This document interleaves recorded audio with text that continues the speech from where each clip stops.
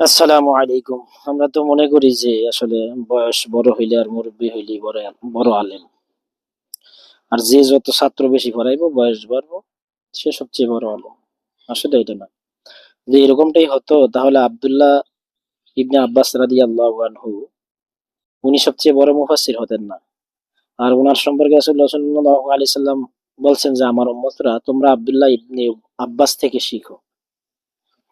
অথচ উনার বয়স সম্পর্কে জানা যায় রাসূলুল্লাহ সাল্লাল্লাহু আলাইহি ওয়াসাল্লামের ইন্তিকালের সময় উনার বয়স ছিল মাত্র 13 বা 11 বছর, এরকম 12-13 বছর। অথচ উনার থেকে শিখার কথা বলছে। চিন্তা করে দেখেন, তখন কিন্তু ছিল সালমান ফার্সি রাদিয়াল্লাহু আনহু।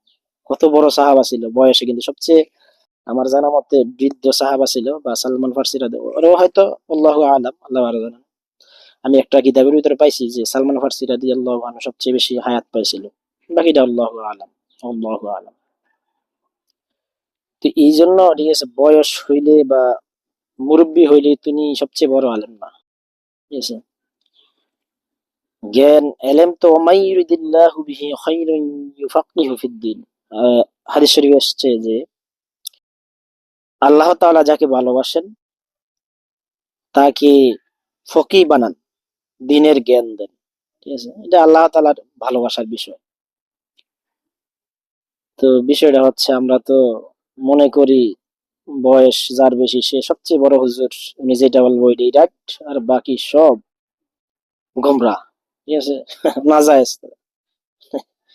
এই হচ্ছে অবস্থা। ঠিক আছে, এরকমটা যদি হইতো তাহলে আব্দুল্লাহ ইবনে আব্বাস এত বড় মুফাসসির হইতেন না।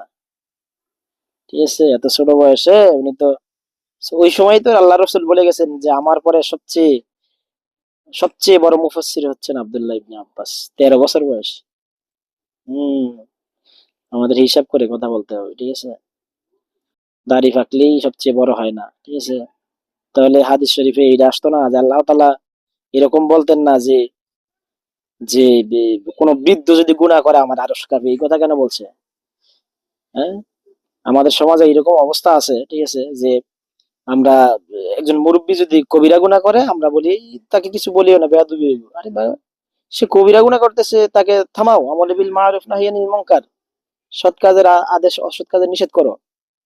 না, সমাজে কি বলে যে মুরব্বী মানুষ এই বেয়াদবি করিও না। বেয়াদবি কোনটা আর এই কবিরা গুনাহ কোনটা বা গুনাহ কোনটা পাপ কোনটা এটাকে আমরা বুঝি না। হুম, সুতরাং বড় হুজুর মানে এটা নয় যার দাড়ি বেশি আর দাড়িগুলা ফাকছে, এরকম না বিষয়টা। যার এলেম বেশি, এই এলেম দ্বারা মানুষ উপকৃত হচ্ছে এবং মানুষকে উনি সুন্দরভাবে বুঝাতে পারতেছেন। উনার চরিত্র হচ্ছে ফি রসুলিল্লাহি উসওয়াতুন হাসানা, যে রসুলের চরিত্র উনার ভিতরে পাওয়া যায়। উনি হচ্ছেন সবচেয়ে বড়। ঠিক আছে, আর এটা মার্কেট করানো লাগবে না, উনি মুরব্বী আলেম, উনি বড় আলেম। এটা আল্লাহ তাকে কিয়ামতের দিন দেখাইবেন। ঠিক আছে, কে বড় আর কে ছোট ছিল দুনিয়াতে।